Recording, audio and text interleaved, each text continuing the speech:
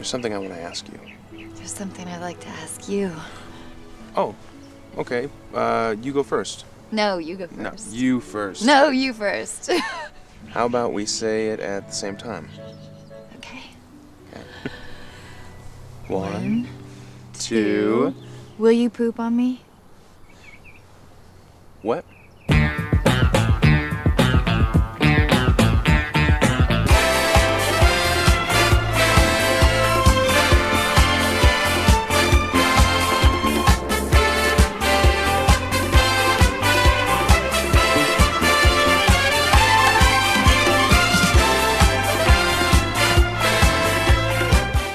Welcome back to Remembering the Razzies. This week we watched movie 43. I forgot the number. That's embarrassing. This movie is kind of hard to explain if you took the formula of a sketch comedy TV show and made it into a movie with a very loose time thread between them. It's interesting because I have seen this movie before, but I guess there are two alternate cuts, rather, of this movie that have nothing to do with each other. The way that this film works is there is someone presenting 15 different sketches, and it's just kind of the way that they're framed is different. So the sketches are all the same, but the way that they're delivered to the audience. So the one I've seen before, this guy is trying to pitch his movie to a Hollywood producer, and each movie that he pitches are the sketches, but they're all really bad. And the version that we watched today involved two teenagers trying to prank their brother and distracting him to look for a mysterious movie 43 while the older brother puts pornographic viruses on his computer. And while the brother is looking for movie 43, he stumbles across these other clips, which are sketches. And I think I would have liked it better if it was your cut. Because this cut makes less sense that we watched. Yeah, it ends with like an apocalypse type thing. It's the older brother seeing the computer, and then it just turns into another skit. Yeah. And then the movie abruptly ends. It's definitely narratively, as like a movie, not very good. That being said, I like some of the sketches. Yeah, the sketches can be pretty funny. Yeah. I didn't like Hugh Jackman with balls on his chin. So that one's probably the most famous sketch out of this. The joke is that he has balls on his face. I think it's a pretty good sketch to start the anthology with. Because it's very off the wall. It's pretty simple. It's definitely not comedic gold or anything. Yeah. There's no nuance or anything like that. The Homeschooling Skit? Oh my god. Fucking hilarious. I love the Homeschooling sketch. It's two parents who homeschool their kid, and they're talking about all the ways that they try and make his life like real high school. Yeah. From bullying him to giving him his first kiss. Yeah. That one's probably my favorite one. That one I've actually like looked up the clip and shown it to people. The Machine Kids. That's all I'm gonna say. You should look up that skit. That one's good. Oh, Veronica's good. Great skits that you should search out. Yeah. Watch them out of context. But other than that, I can see why the Razzies picked this one specifically, because there's a lot of gross humor in this. I think a lot of the humor works, especially for people in our generation who appreciate shit humor. I want to taste you. It definitely takes the humor sense of like the parody movies of the time. Yeah. Where like they're very bombastic, they're very gross out. I think the difference between those types of movies and this type of movies is this movie had a ton of talent behind it. I think if we didn't know who the actors were in this, I think it would be a lot worse. Yeah. I don't think the charm would come through. Overall interesting movie. I don't have a lot to say about it because it's just a bunch of... It's just an anthology. Skits, What did it get nominated for? I mean, I'm interested. This was nominated for 6, and it won 3. Worst Screenplay, Worst Director, Worst Picture. Worst Screenplay, all of the screenwriters? I disagree. There are obviously weaker skits than others, but the ones that did work, I think, worked a lot. I get it, though, because there's a whole skit about somebody wanting to get pooped on. There's a whole skit about a dude who's got ball chin. Right. There's a whole skit about a cartoon cat that jerks off to pictures of his owner, so I get it. For the skits that did work, I don't think it was terrible. No, but I can see how the bad ones are dragging it down.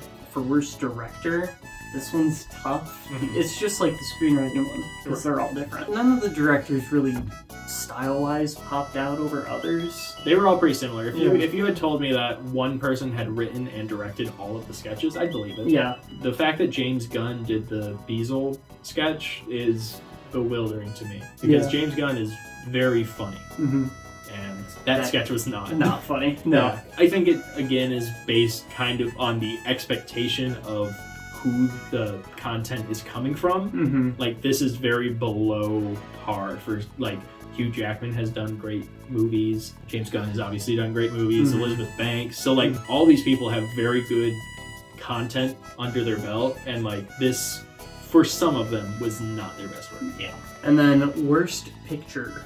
This was nominated against A Medea Christmas, The Lone Ranger, Grown Ups 2, and After Earth. Wow, this is actually a pretty stacked year. Stacked year. I've always heard horrible things about After Earth. After Earth, I know is bad. So I'm surprised that that one didn't take it. Grown Ups 2, also bad. Lone Ranger, I remember watching, and it was not spectacular. Medea Christmas classic. Yeah, you know. I'm sure it's wonderful. Yeah. I would, from what I've heard, just say that maybe After Earth should have taken it. Again, I can see why the Razzies didn't necessarily like this one. I think the biggest thing that this had is, like, because it was so star-studded, based on that, it sucked. With the talent behind it, it could have been awesome. And it's alright.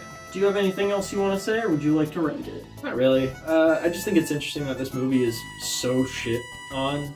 Yeah. And honestly, I think it's just because, like, a couple bad sketches and the overall plot not being good, but there really is some good stuff that I think everyone should see. Let's rank this, starting with Best Made. Now, this is tough because this It's an just anthology, feels like yeah. a bunch of mini-movies. I want to put it between Twilight and Last Airbender. I feel like these are competently made skits. They all make sense, even though the loose thread that we saw connecting them was bad. At least it still made sense. Right. Whereas again, going back to the Last Airbender, Didn't really make sense. it didn't make sense. And the most entertaining. This one's pretty high up there. I had fun watching it, but there were moments that I felt myself losing attention. If you want to say the words, I'll agree with you. You do agree with me? I will agree with you. I think The Last Airbender is a more entertaining movie than movie 43. Wow. It's tough because I don't like The Last Airbender, but I think the pacing was a little better. I would rather sit through all of The Last Airbender than all of movie 43. Like, I definitely think there are parts of movie 43 that are way more entertaining than anything of The Last Airbender, but the slow parts of The Last Airbender like happen so fast that they're done as soon as they start, whereas the bad skits, and I'm thinking of the cat one again in movie 43, just last a long time.